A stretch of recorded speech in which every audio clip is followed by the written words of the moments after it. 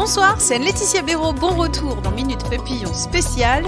Je vous emmène dans les coulisses de 20 minutes à la rencontre des personnes, des métiers de la rédaction de notre média.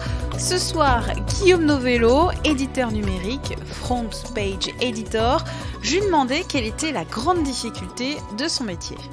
C'est de devoir hiérarchiser. 20 minutes, c'est une entreprise de presse qui produit énormément d'articles, puisqu'il y a aussi tous les journalistes en local qui produisent beaucoup d'articles. C'est de savoir hiérarchiser quels sont les articles qui sont intéressants. Dans la petite centaine de journalistes voilà. Qu'il y a, quoi. Exactement.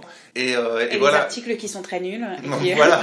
Il y a aussi des articles qu'on passe pas parce que c'est trop mauvais. En général, si c'est trop mauvais, on essaie de pas les publier, mais parfois ils sont publiés un peu avant, donc on les met discrètement de côté. Ça, on va pas dire qui c'est, mais ça peut arriver.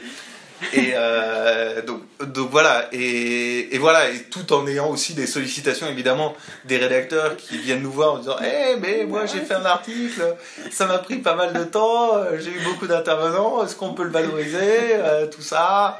Alors on fait oui, je l'ai noté, je vais pas l'oublier, je l'ai lu. Donc voilà, c'est vraiment garder toujours un peu de recul alors qu'on est sollicité, on est quand même pas mal sollicité par les gens, par la rédaction. Quand tu fais la hiérarchisation de l'information, sur quels critères tu vas te baser pour faire cette hiérarchisation ?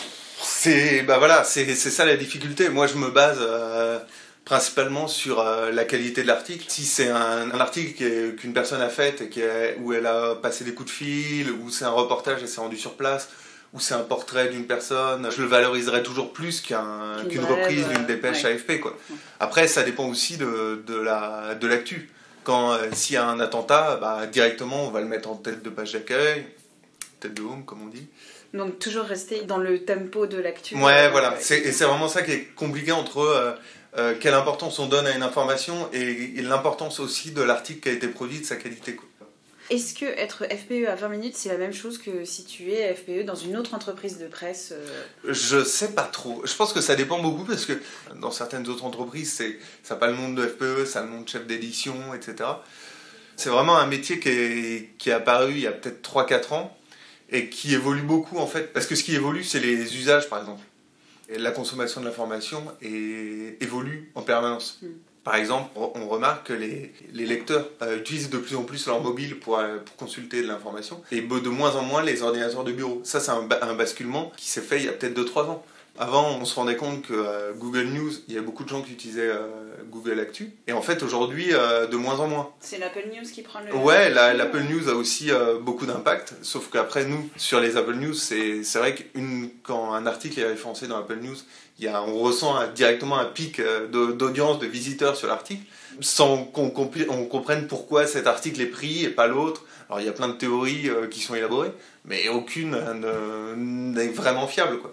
Donc du coup, c'est un peu au petit bonheur la chance. Il y a aussi tout ça qui rentre en compte. Et en fait, le métier évolue de manière perpétuelle. Tel truc, on le faisait, et 2 ans plus tard, on le fait plus parce que ça n'a plus aucun intérêt ou parce que le lecteur a complètement abandonné cette pratique. Le truc qui te plaît et le truc qui te déplaît dans le métier. Ce qui me plaît, c'est ce que je disais, c'est vraiment l'aspect un peu tour de contrôle, savoir en permanence ce qui se passe sur le site internet de 20 minutes, mais aussi dans l'actu. On est en plein dans l'actu, quoi, on est au cœur dedans. Quand il y a une grosse info qui tombe, on se doit d'être très réactif, mais du coup, il y a aussi les montées d'adrénaline qui montent avec. Après, sur les aspects un peu négatifs, il y a aussi parfois la contrainte des horaires. On a une tranche horaire de 7h 23h, forcément il y a vous des... faites en tourne, ouais, vous tournez, on tourne. Tous les combien vous tournez toutes les semaines. Ouais.